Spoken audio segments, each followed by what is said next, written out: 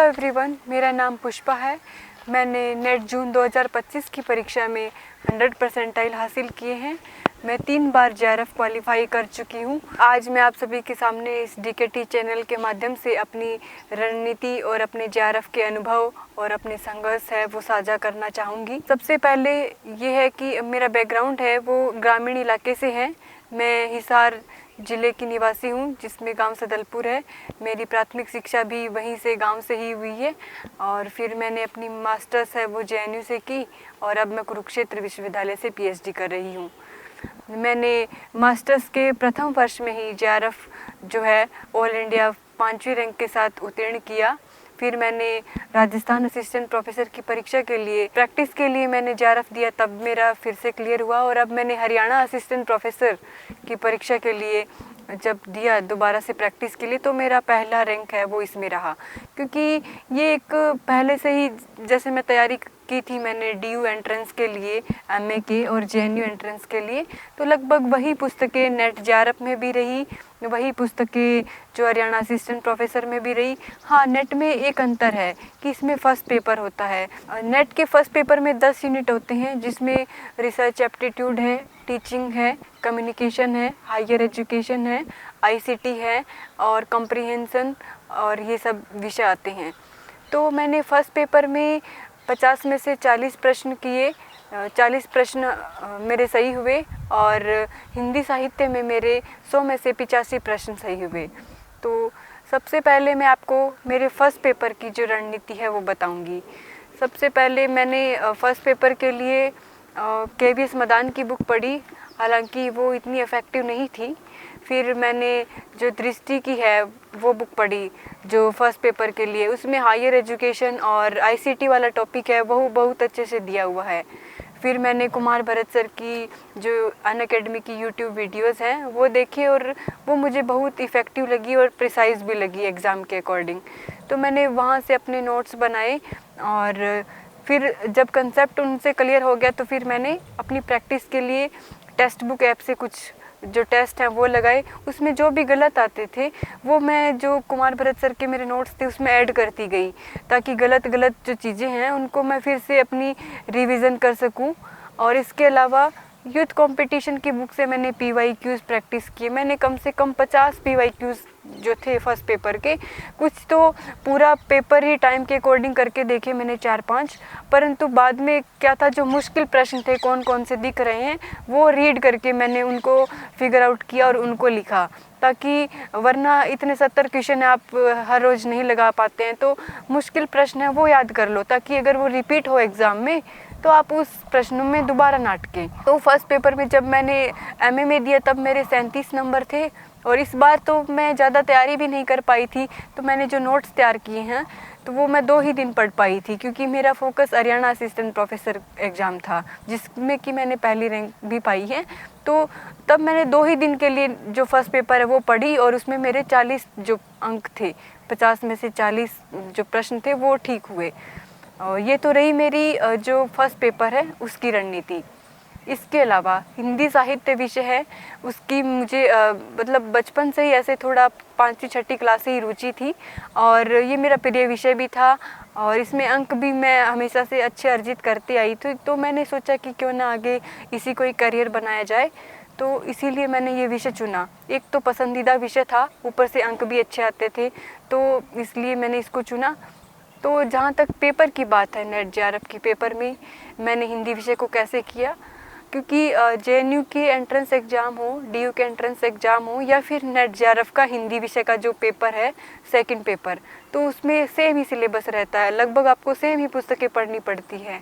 हाँ, कहीं कहीं थोड़ा टेक्स्ट में अंतर आ जाता है, पर वो जैसे नेट जेआरएफ का टेक्स्ट है उसको आप कैसे करें मैं ये बताना चाहूँगी। सबसे पहले जो छोटे टेक्स्ट है जैसे कहानी है, निबंध है और कुछ छोटी कविताएं हैं, उनको तो आप ज़रूर से अध्ययन कर लीजिए, क्योंकि अभी जो है नेट जेआरएफ में बहुत गहराई से फैक्चुअल, जैसे कौन से स्थान पे कितनी उम्र थी, क्या रंग था, कैसे गाते थे, इस तरह के प्रश्न पूछे जाते हैं, जिसके लिए आपका सूक्ष्म अध्ययन होना बहुत ज़रूरी है। तो इसके लिए जो छोटी कहानियाँ, छोटे टेक्स्ट है जो वो आप ज़रूर से पढ़ लीजिए और एग्ज़ाम टाइम में 1 महीने पहले ज़रूर से देख लीजिए, वरना की जो चीज़ें हैं वो दिमाग से कई बार निकल जाती है। और हो सके तो नाटक होते हैं वो भी इंटरेस्टिंग होते हैं पढ़ने में, कुछ उपन्यास है वो भी आप जब भी समय लगे तो नाटक है वो भी पढ़ लीजिए, क्योंकि जैसे प्रसाद जी के नाटक है उनमें से क्वेश्चन हर बार आते हैं। तो आप PYQ जैसे पहले तो ऐसे किया कि हर टेक्स्ट, जैसे कि नाटक हो गया तो सभी नाटकों के, सभी कहानियों के, जैसे कानों में कंगना हो गया, दुलाई वाली होगी, आकाशदीप हो गई, उसने कहा था, सभी कहानियों के पिछले 6 सालों में जो भी प्रश्न आ रहे हैं, पहले एक कहानी पढ़ी अच्छे से, फिर पिछले 5 सालों में जो जो प्रश्न आए वो एक पेज पे उसी कहानी की लिख ली, फिर दूसरी कहानी पढ़ी और फिर पिछले 5 सालों में जो भी प्रश्न आए, इसी तरह से सभी कहानियों के विस्तार से जो नोट्स है कि ऐसे प्रश्न आ रहे हैं, तो उससे समझ भी बेहतर होती है और रिवीजन भी हो जाता है। इस तरह से मैंने ये जो चीज़ें हैं वो की टेक्स्ट की। और उपन्यास है हो सके तो बहुत इम्पोर्टेंट है, जैसे कि मेलांचल है, इसमें से हर बार प्रश्न आते हैं, और गोदान है या राग दरबारी है, ये 2-3 नॉवल है, ये तो आप ज़रूर से पढ़ लीजिए।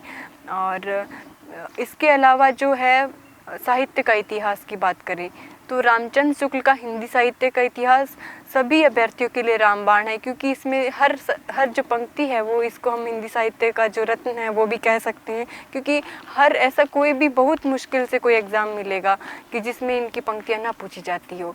और जो दृष्टि नेट JRF की बुक है उसमें क्या है कि अगर आप पूरी ना पढ़ पाएँ, आपके पास समय कम हो, उस समय ऐसी रणनीति कर सकते हैं कि रामचंद्र शुक्ल की हो, चाहे बचन सिंह की हो, चाहे हजारी प्रसाद द्विवेदी जी का साहित्य इतिहास है, उन सभी की जो महत्वपूर्ण पंक्तियां हैं वो दृष्टि नेट JRF वाली पुस्तक में लगी हुई है, तो आप वहां से भी कर सकते हैं। और अगर आप विस्तार से पढ़ना चाहते हैं, गहरी समझ चाहते हैं, तो ज़रूर से आप उन पुस्तकों को भी पढ़ सकते हैं।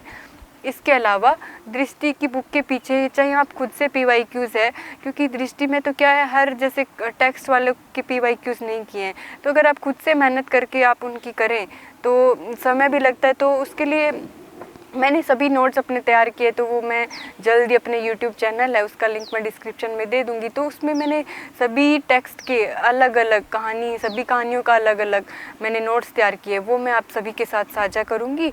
इसके अलावा जो साहित्य का इतिहास है उसमें आप सरस्वती गोविंद पांडे की बुक है उसको भी आप शामिल कर सकते हैं। और जो है दृष्टि नेट JRF है, ये तो बहुत कंपलसरी पुस्तकें हैं। इसके अलावा आप ये है कि पढ़ाई में भी अपनी कंटिन्यूटी जो है वो बनाए रखिए। हर 2-3 दिन में आप खुद का मूल्यांकन कीजिए कि आप क्या पढ़ रहे हैं, आप पढ़ाई से कहीं दूर तो नहीं हो गए हैं, क्योंकि कई बार होता है कि परीक्षा परिणाम में अगर हम नहीं पढ़ पाते हैं तो बाद में हमें लगता है कि हमसे नहीं होगा, क्योंकि हम उसके टच में नहीं रहते हैं। तो आप अपनी 2-3 दिन में आप अपना इवैल्यूएशन कीजिए अपनी पढ़ाई को। अगर आपको बोरिंग लगे तो आप YouTube वीडियो से कर लीजिए कुछ, ताकि आप खुद से अपना दिमाग न लगा के आप उनकी मैडम की या किसी सर की सुन रहे हैं, तो उससे भी आपकी चीज़ें बेटर हो सकती है। इसके अलावा जैसे नाटक है, तो अगर आपको खुद से पढ़ने में बोरिंग लगे तो बहुत से नाटकों का मंचन भी किया गया है, जैसे आगरा बाजार हो गया है, या फिर बकरी नाटक हो गया है, या फिर प्रसाद जी के धुर स्वामिनी नाटक हो गया है, सकंद गुप्त नाटक है, और भारतेंदु जी के नाटक। इनके मंचन देखोगे तो आपको रटने की भी ज़रूरत नहीं पड़ेगी, और आपको ऐसा भी लगेगा कि हाँ आपने सिलेबस का कुछ काम किया है। तो इससे आपका जो कॉन्फिडेंस है वो भी नहीं डगमगाएगा, और आपकी चीज़ें, क्योंकि दृश्य श्रव्य दोनों माध्यम होते हैं, तो चीज़ें हम और बेहतर से याद रख पाते हैं। तो आप वो चीज़ें भी आजमा सकते हैं। जब आप खाली हो, बोरिंग हो रहे हो, तब कहानी पढ़ लीजिए छोटी, क्योंकि हिंदी साहित्य स्वयं में इतना संवेदनशील विषय है कि मतलब इसमें बोरिंग होने लायक कुछ है नहीं। हर एक कहानियों की अपनी अलग विषय वस्तु है, हमारे परिवेश को हम अपने आसपास पाते हैं। तो आप कहानी पढ़ लीजिए, आप बोरिंग हो रहे हैं तो। इस तरह से खुद को आप सेल्फ मोटिवेट रखिए। तैयारी के दौरान मुझे हमेशा अपने मित्रों का, मेरी जुड़वा बहन पूनम है उसका सहयोग मिला, मेरे क्लासमेट थे JNU के, उनका भी बहुत बहुत मार्गदर्शन मेरे साथ रहा। और ये रहा कि जैसे हम फर्स्ट पेपर की तैयारी कर रहे थे तो हम 4 दोस्त थे, तो हमने मिलके नोट्स बनाए और आधा आधा सिलेबस बांट लिया। और इसी तरह जो सब्जेक्ट का था, जो टेक्स्ट थे, तो वो मैंने और मेरी बहन ने हमने मिलके आधा आधा सिलेबस बांटा, तो इससे चीज़ें और कवर होती गई, हम एक दूसरे को गलतियाँ बताते रहे। तो आप भी ऐसा कीजिए, कोई एक भरोसेमंद दोस्त हो उसके साथ आप तैयारी कीजिए, ताकि वो आपको आपकी कमियां बता सके, आप उनको उनकी कमियां बता सके, और साथ में मिल के आप खुद को और अपनी चीज़ें हैं वो प्रशस्त कर सके। बाकी मैं अपने YouTube चैनल से आपके साथ जल्दी जुड़ूंगी, और आपको भी आपके एग्ज़ाम के लिए बेस्ट विशेस। और मैं इस DKT चैनल का भी बहुत बहुत आभार व्यक्त करती हूँ। Thank you.